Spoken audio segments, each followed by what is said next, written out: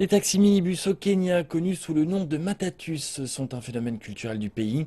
Ils sont connus pour leurs graffitis et leur musique forte, mais cet art pourrait bientôt disparaître car les régulateurs de transport du pays ont commencé à instaurer des mesures de répression, disant que la musique élevée et certains matériaux réfléchissants sont des risques pour la sécurité routière. Heure de pointe à Nairobi. Pour la plupart des Kenyans, les matatous ont toujours été la meilleure option, car ils sont efficaces et pratiques dans un pays où la circulation est souvent congestionnée. Mais plus qu'un moyen de transport, il s'agit d'un symbole culturel. Des illustrations phénoménales qui envoient des messages de manière très créative. L'intérieur du véhicule est tout aussi accrocheur. De grands écrans, des enceintes à pleine puissance et le Wi-Fi gratuit.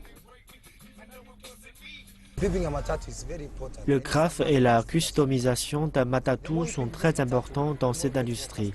Plus tu customises ton véhicule, plus les clients paieront et les jeunes adorent ça.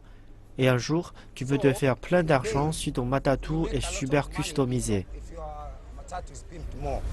Et les clients sont tout à fait d'accord. Premièrement, car ils sont très rapides. Deuxièmement, ils se chevauchent, donc vous n'êtes pas coincé dans la circulation. Et grâce à la musique, vous vous relaxez. Je préfère choisir ce matatou car le graffiti dessus me rend cool. Je suis cool, vous voyez. Mais derrière ce savoir-faire artistique se trouve une industrie multimillionnaire créée par des jeunes concepteurs créatifs. Kevin Muchiri, connu au Kenya sous l'alias de Kev's Auto, est l'un des fondateurs.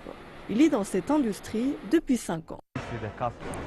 Tout cela dépend du client. Un client peut vouloir un thème hip-hop, un autre un thème gospel et encore un autre un thème football. Vous vous asseyez et vous discutez du thème. Il s'agit d'un système complexe qui n'est pas si bon marché. La customisation d'un matatou peut prendre jusqu'à 2 mois. Pour obtenir un produit complet, le propriétaire doit débourser 10 000 $ américains. C'est un bon commerce. Il me permet de joindre le bout avec ma famille et d'autres choses que je fais. Par exemple, dans un mois, j'aurai 3 véhicules et je vais pouvoir gagner beaucoup d'argent, de 150 à 200 en fonction du client.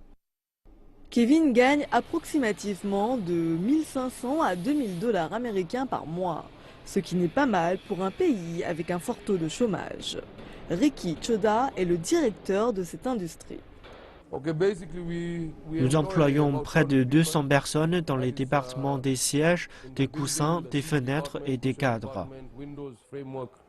Mais cette industrie multimillionnaire est souvent menacée car les régulateurs de transport du pays se sont embarqués dans la chasse à matatous. Ils disent que les matatous sont dangereux pour la sécurité des routes kenyanes. Certaines voitures possèdent un volume sonore très élevé et la lumière à l'intérieur du véhicule est telle que vous ne voyez pas qui est à l'intérieur. Ce sont ces genres de choses qui sont dangereuses pour la population. Les matatous créent également de nombreux accidents de la route et nous voulons empêcher ça. De nombreuses personnes se plaignent également du caractère obscène des illustrations, disant qu'elles se rapprochent de la pornographie. Les mesures de répression ont commencé il y a 5 jours et la plupart des matatous restent soudés. Certains ont commencé à enlever les graffitis, mais d'autres sont inflexibles. Les régulateurs de transport du pays ont commencé à instaurer des mesures de répression sur les matatous fortement customisés afin de garantir la sécurité des routes.